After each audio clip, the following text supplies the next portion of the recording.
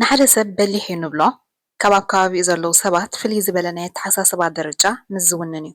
ብኡ መንፅር ድማ ብዝተፈላለየ መዳያት ናይ ህይወቱ ፀብለል ኢሉ ንረኽቦ። በሊሕ ክትከውን ብልክዕ እንታይ እዩ ዘድሊ? ኣስተውዓሊ ምዃን። ምስትውዓል ክንብል ከለና ኣብ ዝተፈላለዩ ነገራትን ህሞትን ምዕዛብን ምክትታልን ኮይኑ ምዕዛብ ንሓሙሽተ ህዋሳት ናይ ኣካላትና እዩ ዘማእኽል። ምርኣይ፣ ምስማዕ፣ ምስትምቓር፣ ምድህሳስ ከምኡውን ምሽታት።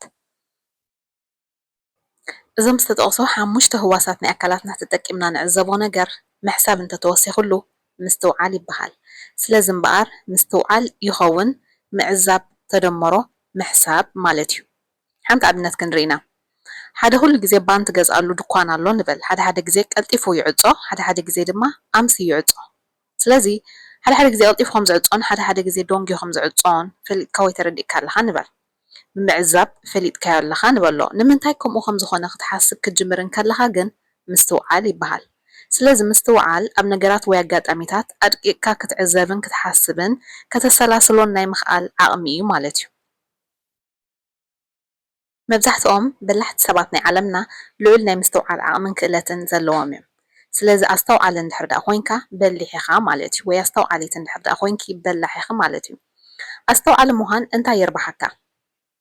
ሓደ ካብ ሰብካ ንላዕሊ ፍሉይ ናይ ምዕዛብን ምሕሳብን ክእለት ስለ ዘለካ ካልኦት ዘይተረድእዎ ነገር ንስኻ ወይ ንስኺ ብቕልጡፍ ንኽትርድኦ ኣዝዩ ይሕግዘካ። ካልኣይ ንገፀ ባህሪ ሰባት ብቕልጡፍ ክትርዳእን ክትፈልጦምን ይሕግዘካ።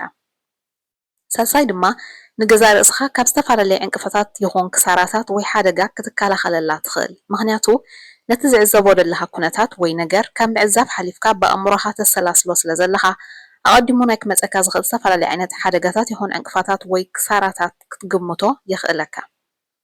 ከምኡውን ብቕልጡፍ ትምሃር። መብዛሕትኡ ሰብ ሂወት ብተመክሮ እያ ትምህሮ። ሂወት ብተመክሮ ክትምህረካ ከላ ድማ ከሲርካ ወይ ዝኾነ ነገር ኣጋጢምካ ክትመሃር ትኽእል ኢኻ። ካብ ሕሉፍ ጌጋኻ እውን ክትእረም ትኽእል ኢኻ። ስለዚ ኣስተውዓሊ እንድሕር ዳኣ ኮይንካ ግን ኣብ ክንዲ ብተመክሮ ብኣግኡ ክትመሃር ስለ ትኽእል እዚ ምስትውዓል ንብሎ ዘለና ንበሊሕ ናይ ኣተሓሳስባ ክእለት ንምውናን ኣዝዩ ሓጋዚ ይገብሮ።